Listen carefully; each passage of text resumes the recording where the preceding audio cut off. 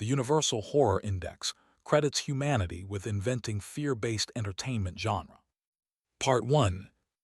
Ambassador had been working in the Galactic Cultural Archives for 3 weeks when she encountered the warning label. In all her years of diplomatic service, she had never seen anything like it. The label was red, which meant danger. It pulsed slowly, which meant psychological hazard. And it had 17 different warning symbols from 17 different species, all saying the same thing: proceed with extreme caution. Looked at the file name: Earth Submission Category, Entertainment Subcategory Horror. She had never heard of horror before. The archives were massive, containing entertainment from over 40,000 species across the galaxy. His job was simple: review Earth's cultural submissions, categorize them, and add them to the universal database. She had already processed their music, which was beautiful, their visual art, which was creative, their literature, which was surprisingly emotional. But this was different. Walked across the archive floor to find Archivist. That was old, even by his species standards.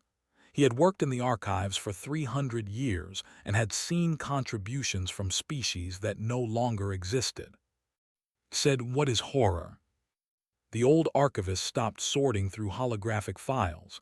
His 6 eyes blinked in sequence, which meant he was surprised. "You found the human horror files," he said. "Yes, but I don't understand the classification. What kind of entertainment requires this many warnings?" Made a sound that his translator rendered as a sigh. "Come with me, I'll show you." They walked to a private viewing room. His movements were slow and careful, like someone handling something dangerous. He pulled up the simplest file he could find, something labeled as suitable for human children. Horror, explained, is entertainment specifically designed to frighten the audience. Humans create stories, images, and experiences meant to evoke fear, dread, and terror. Stared at him. "That's impossible. Why would anyone do that?" That's what we all asked when we first discovered it. Humans voluntarily expose themselves to these experiences. They pay money for it. They seek it out. But fear is a survival response, said. It warns us of danger. Why would anyone trigger it artificially? That's what you need to understand, said. Humans are different. He started the file. It was an old human film, something from their 20th century, watched as the story unfolded. A group of human children were being hunted by something supernatural, something that lived in their sewers and fed on their fear. The monitoring equipment tracked responses. Her heart rate increased. Her skin temperature dropped. Her hands began to shake. When the entity appeared on screen, its face splitting open to reveal rows of teeth, jumped backward and knocked over her chair. "Stop the playback." "That was a children's story," asked, her voice unsteady. "For human children, yes. Ages 12 and up, according to their rating system." Sat down slowly. Her legs felt weak. "I don't understand. How can they watch this? Why do they watch this?" "That's what everyone asks," said. "In 300 years, I've never encountered another species that creates this kind of content. Music that makes you sad, yes. Stories that make you think, certainly. But entertainment specifically designed to terrify only humans." Over the next few days, couldn't stop thinking about what she had seen.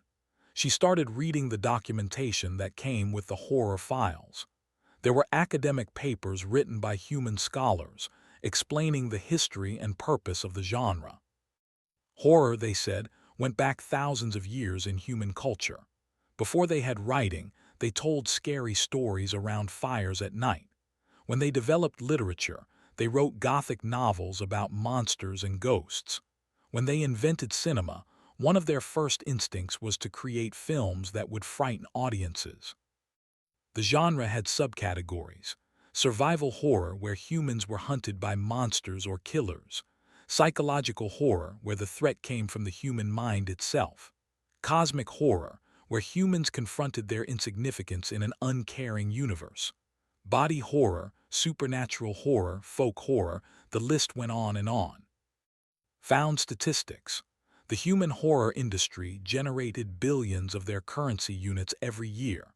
Hundreds of thousands of horror books were published annually. Thousands of horror films were made. Their most popular entertainment platform reported that horror content was among the most watched categories. This wasn't a small quirk. This was a fundamental part of human culture. Tried watching more examples, always with monitoring equipment nearby. She watched a film about a haunted hotel that drove a man insane. She watched a story about a girl possessed by a demon. She watched something about a serial killer who wore a mask made of human skin. Each time, her body reacted with genuine terror. Her species, had evolved as prey animals on a world with many predators. Fear was something they had learned to avoid at all costs. Their entire civilization was built on creating safety and eliminating threats. But humans seemed to seek out fear. They cultivated it. They turned it into art. She couldn't sleep properly after watching the human films. She kept imagining threats in the shadows of her quarters. Once, she woke up certain that something was standing at the foot of her bed, only to find nothing there. This was affecting her psychologically, and she had only watched a few mild examples. How did humans handle this? Interviewed the human cultural liaison, a woman named Dr. Sarah. They met in one of the archive's conference rooms and brought her research files. Doctor began, I need to understand something. Your species creates entertainment designed to frighten people. Why? Sarah smiled, as if she had been expecting this question. It's complicated, but the simple answer is that horror helps us process fear in a safe environment. Safe? I watched your horror films. There was nothing safe about them. You're safe while watching them, though, Sarah said. You know intellectually that it's not real. The monster can't actually hurt you. The killer is just an actor. It lets us experience fear without real danger. But why experience fear at all? Asked. My people spend enormous resources eliminating fear from our lives. Sarah leaned forward.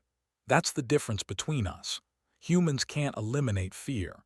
It's too deeply wired into our psychology.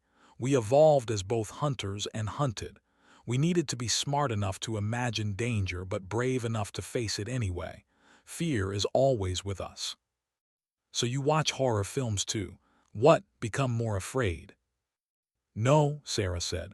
We watch them to learn how to function while afraid. Horror teaches us that fear doesn't have to control us. You can be terrified and still think, still make decisions, still survive. Thought about this?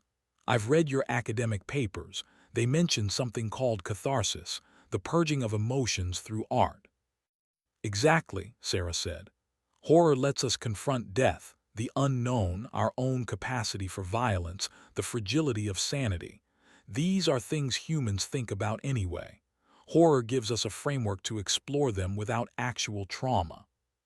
But I've been having nightmares, admitted, from just a few of your films. How do humans watch these without psychological damage? Some humans don't like horror, Sarah said. They avoid it entirely. But for those who do enjoy it, we build up tolerance. We learn which types of horror we can handle, and we learn the difference between fictional fear and real fear. Pulled up her notes. I've been compiling data. Horror appears in every human culture. Every civilization on your planet developed their own scary stories. Your religions often include terrifying concepts. Your children's stories have monsters and witches. This is universal among humans. It is, Sarah agreed, because fear is universal among humans. We're the only species we know of that dreams and nightmares are a common human experience. Horror is like organized nightmares, controlled nightmares. That sounds terrible, said. It can be, Sarah said, but it can also be cathartic, empowering. After you watch a horror film and survive the experience, you feel stronger. You faced something frightening and came out the other side. Looked at her research files, at the thousands of horror titles waiting to be cataloged. She thought about her sleepless nights, her jumpiness, her newfound fear of shadows. "Doctor," said carefully, "I'm going to recommend that the Cultural Ethics Committee review this genre. I believe it may represent a form of psychological self-harm unique to your species." Sarah's expression didn't change. "That's your right as an archivist, but I should warn you, once you try to ban something, people become very interested in why it's forbidden. Horror has a way of spreading."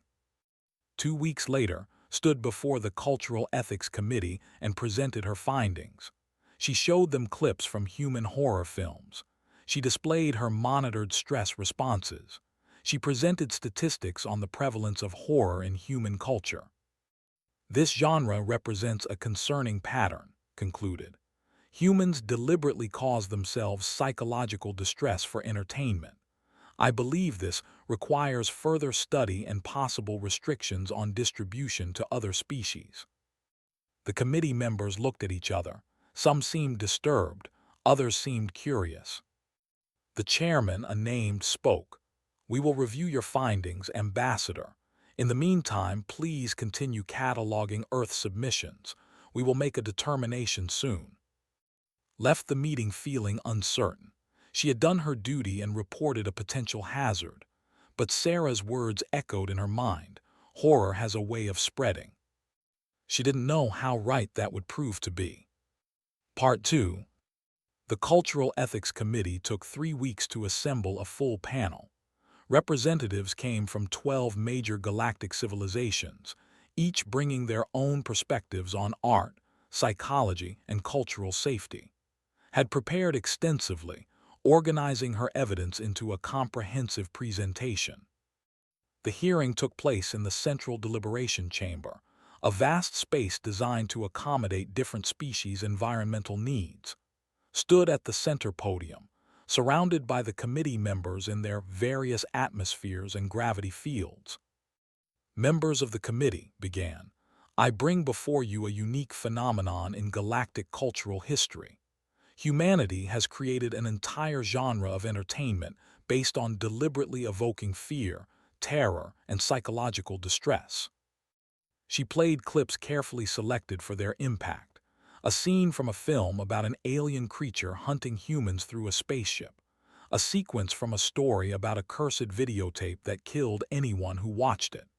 A segment from what humans called found footage, designed to look like real documentation of supernatural events. Several committee members showed visible discomfort. The Seraphim representative, whose species had eliminated all negative emotions through genetic engineering ago, actually left the chamber temporarily. "As you can see," continued, "these works are professionally crafted to maximize fear responses. Humans have spent centuries refining techniques to frighten themselves more effectively. Jump scares, building tension, disturbing imagery, psychological manipulation. They've turned fear into a science." The representative raised a claw. "Ambassador, what is the documented harm from this genre? Surely if it was truly dangerous, humans would have abandoned it." "That's part of what concerns me," said. "They haven't abandoned it, it's thriving. But I can document my own psychological responses. Nightmares, hypervigilance, persistent anxiety, and I only viewed a small sample." "But you're not human," said another voice. Dr. Sarah had been quietly sitting in the observation area. Now she stood, and the committee chairman recognized her. "Dr. Chairman said, you're Earth's cultural representative. Please join the discussion." Sarah walked to the secondary podium. She carried a data pad and had the calm confidence of someone who had expected this moment. "Thank you, Chairman. Committee members, I understand your concern. Horror does evoke strong negative emotions. That's the entire point. But I'd like to offer context that Ambassador, through no fault of her own, cannot provide." She activated her display. "Let me tell you about human psychology. We are a species that evolved under unique circumstances. We were persistent hunters, intelligent enough to imagine every possible danger, but driven to hunt prey across vast distances anyway. We were also prey to larger predators. This dual nature created something unusual, a species constantly aware of its own vulnerability.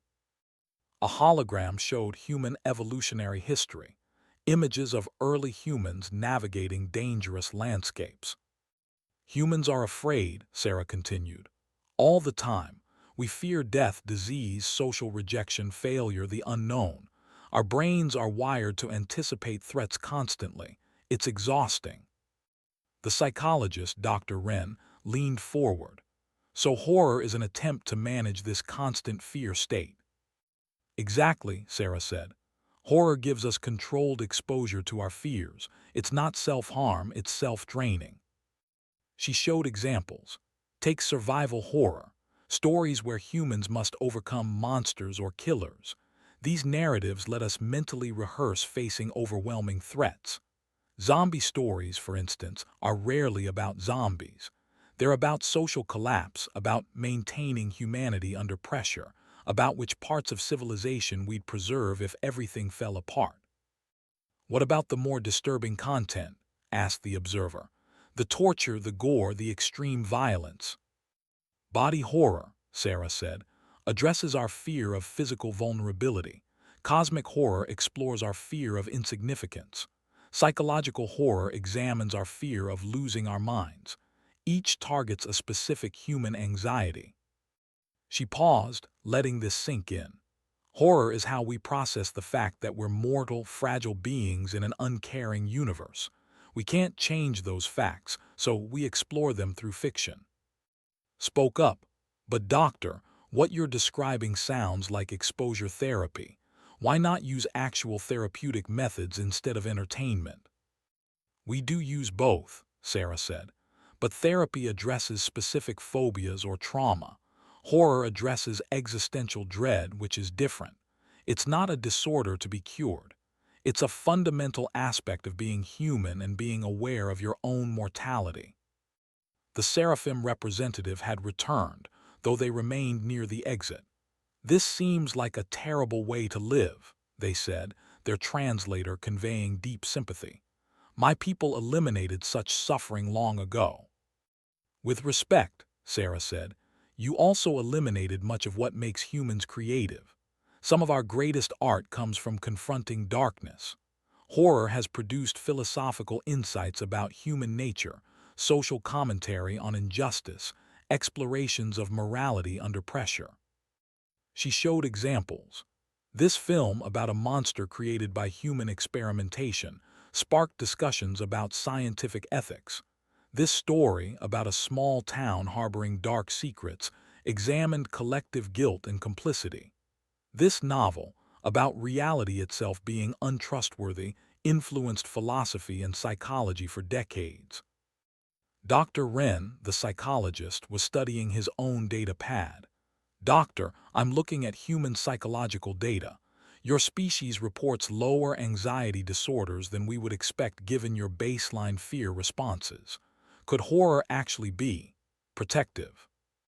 Sarah smiled. That's exactly what several human studies suggest. Regular horror consumers show better emotional regulation, more controlled stress responses, and greater psychological resilience. It's like exposure therapy that people seek out voluntarily because it's packaged as entertainment. The committee members began conferring among themselves. Watched, uncertain. She had expected a straightforward case about restricting harmful content.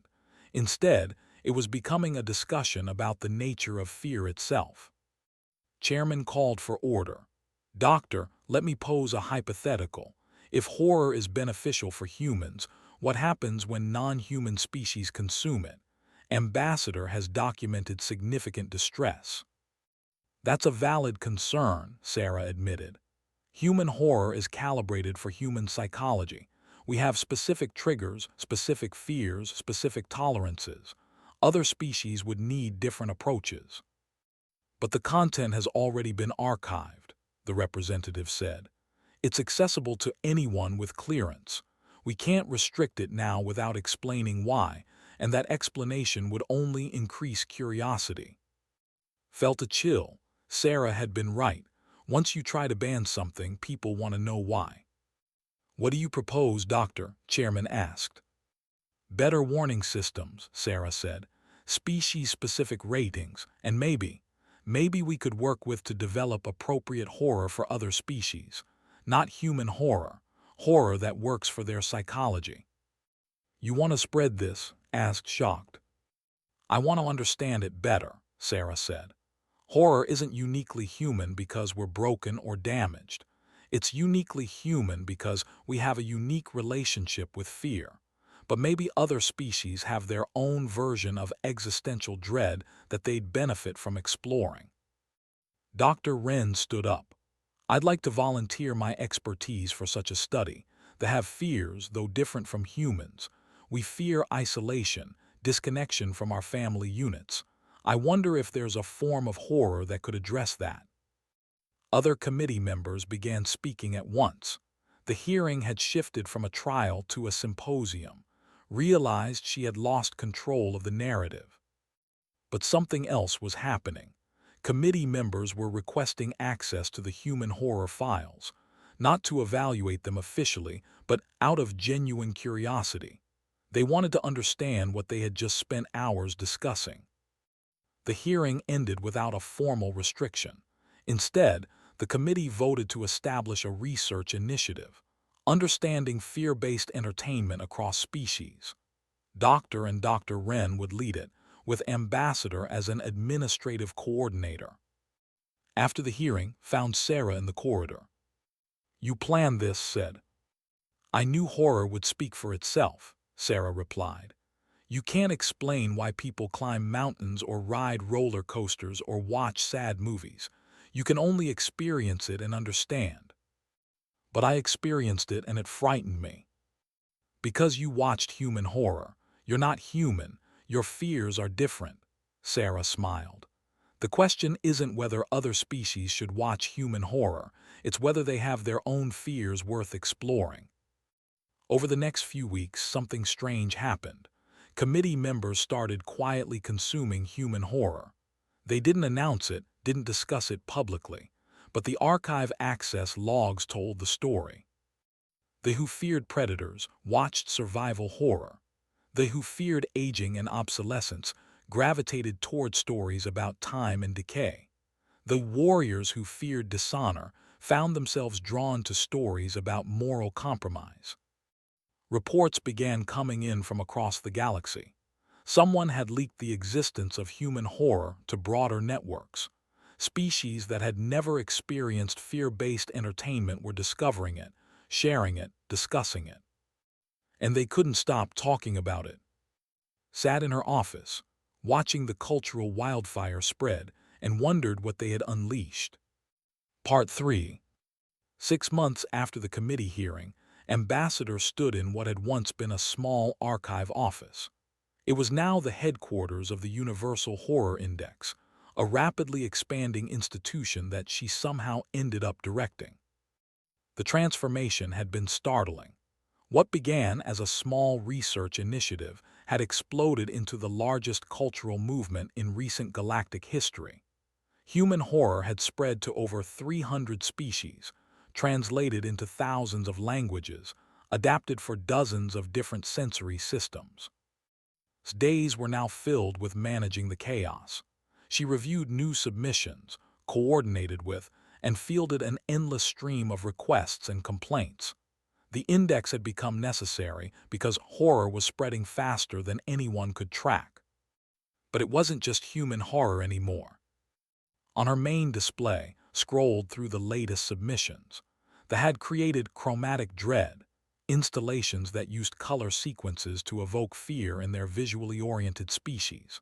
They were producing audio experiences that simulated isolation from the family unit. The who lived in water had developed pressure horror that played with their fear of crushing depths. Every species, it seemed, had their own version of existential dread. Humans had just been the first to turn it into entertainment. The door chimed. Dr. Sarah entered, followed by Dr. Wren and several other. "We have a problem," Sarah said without preamble. Felt her stomach tighten. "What kind of problem?" "The Seraphim Collective," Dr. Wren said. There's been an incident. Pulled up the report.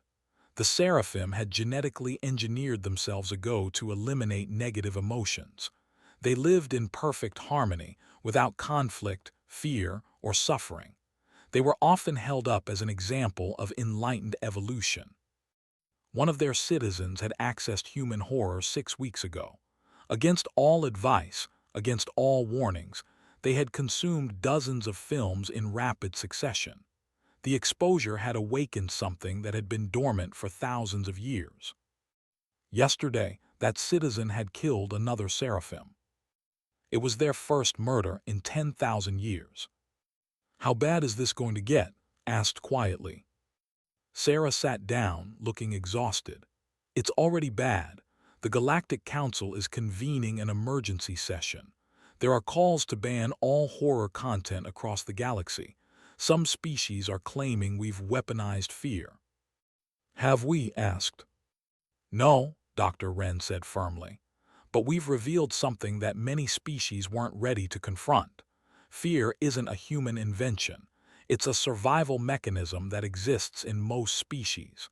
Humans are just the only ones who learn to work with it instead of suppressing it." Over the next week, the crisis deepened. The Seraphim Collective closed their borders and began a full psychological review of their population. 3 other species reported increased anxiety and social disruption after horror consumption. The military actually reported improved combat readiness, which somehow made things worse. The Galactic Council meeting was tense. Sat in the observation section, watching delegates argue. Some wanted immediate bans. Others defended cultural freedom. A few pointed out that you couldn't an idea. Then something unexpected happened. A gravitational anomaly appeared in the outer rim. Dark matter was collapsing in ways that physicists didn't understand. 3 systems were in the path of whatever was happening. Billions of lives were potentially at risk. The galaxy had a real crisis.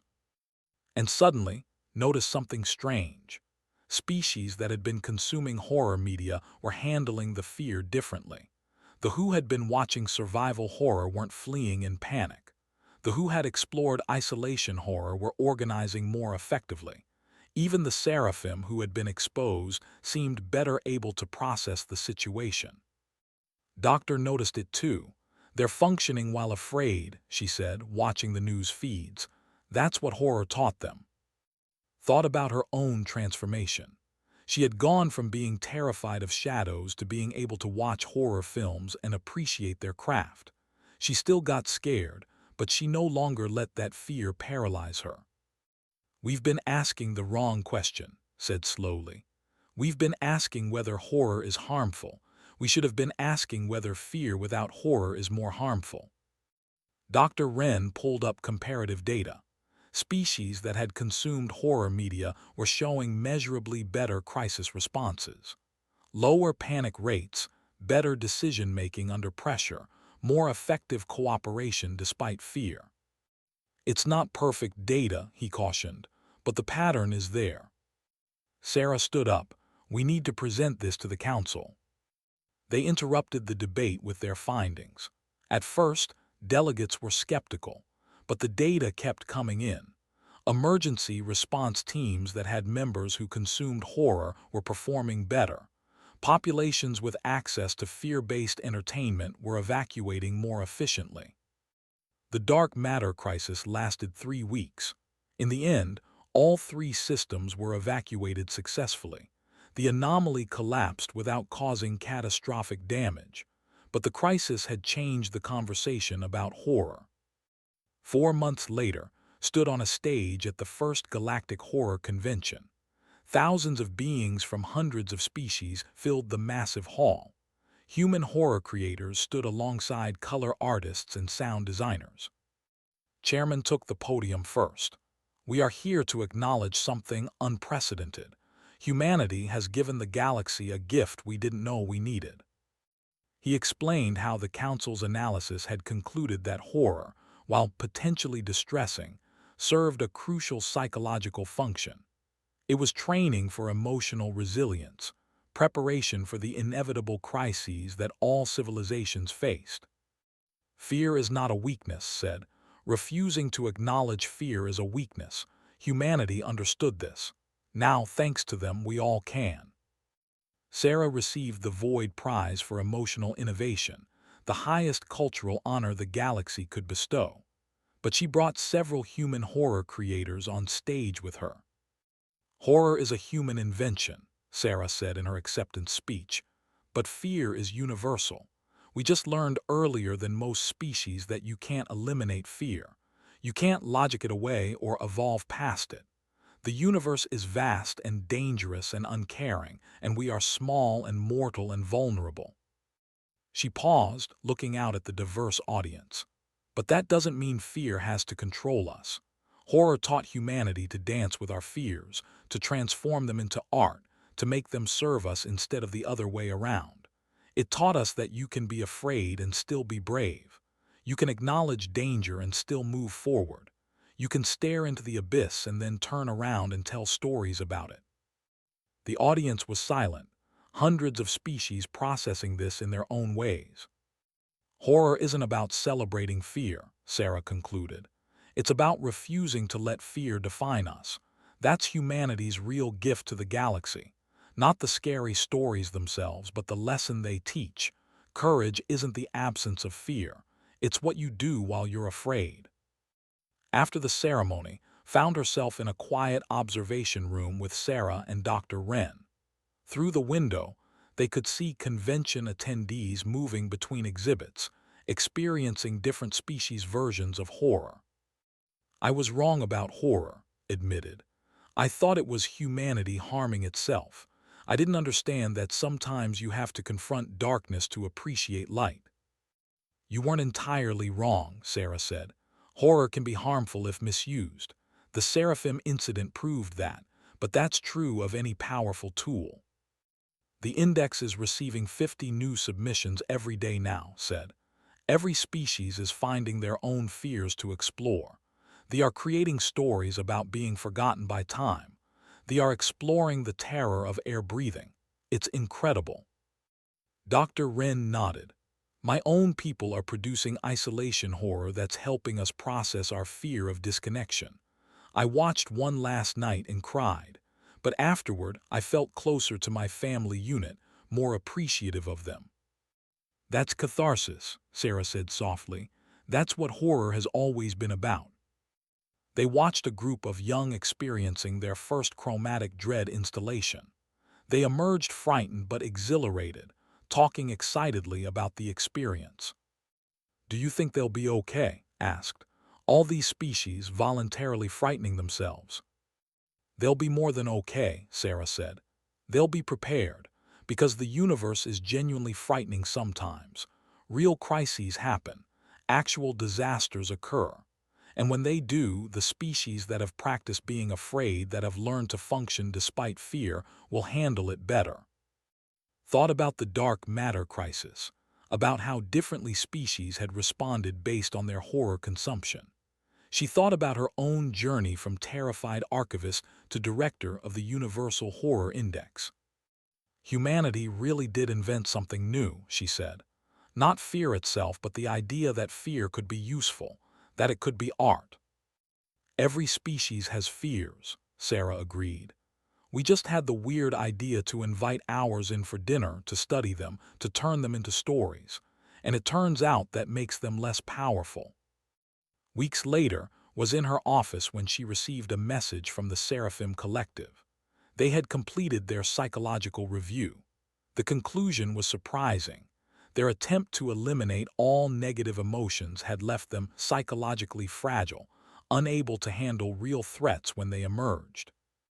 They were carefully, gradually, reintroducing emotional complexity to their species, including fear, including horror.